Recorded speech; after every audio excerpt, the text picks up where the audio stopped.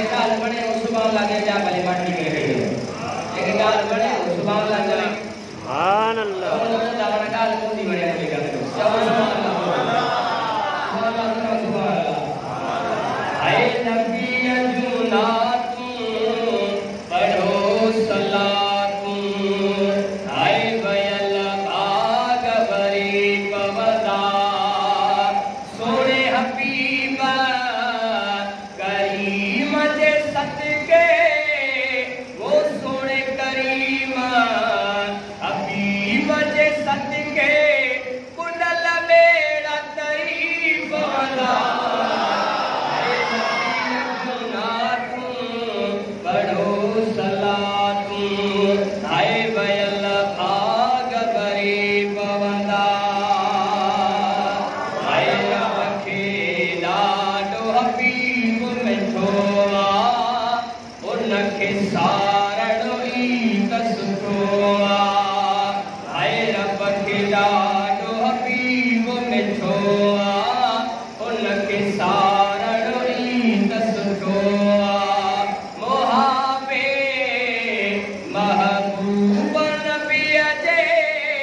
है मुहाबे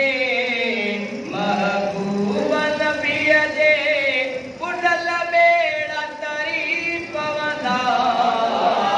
है नबीअ जूं नातूं पढ़ो सलातूं है बयल भाग भरी पवंदा ओ नबीअ जूं नातूं पढ़ो सलातूं आए बयल भाग भरी पवंदा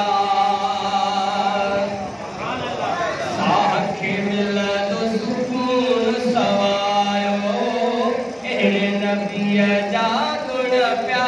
ॻायो ऐं साह खे मिलंदो सुकून सवायो अहिड़े नबीअ जा गुण पिया ॻायो ऐं साह खे मिलंदो सुकून सवायो अहिड़े नबीअ जा गुण पिया ॻायो वो वसंदा बादल रहमत वारा है वसंदा बादल रहमत वारा फल फुरी फरी पवंदा है नबीअ जूं नातूं पढ़ो सलातूं है बयल भाग भरी पवंदा चओ सुभान अल्लाह या रसूलुल्लाह जो नारो को सब कंदई तकलीफ़ किनारा या रसूलल्लाह जो नारो सब कंदई तकलीफ़ किनारो सजन ठरंदा है सजन ठरंदा ऐं कटड़ुन जा चेहरा बुकियूं सब गरी पवंदा है नबीअ जूं नातूं पढ़ो सलातूं है बयल भाग भरी पवंदा अब्दुल कादिर देर न का कर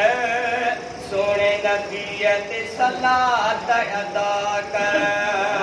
अब्दुल कादिर को न फिक्र कर सोने हबीब जो जाम जिक्र कर इंशा अल्लाह तुझी कब्र में इंशा अल्लाह तुझी कब्र में लालन पाणे लड़ी पवंदा है नबीअ जूं नातूं पढ़ो सलातूं है बयल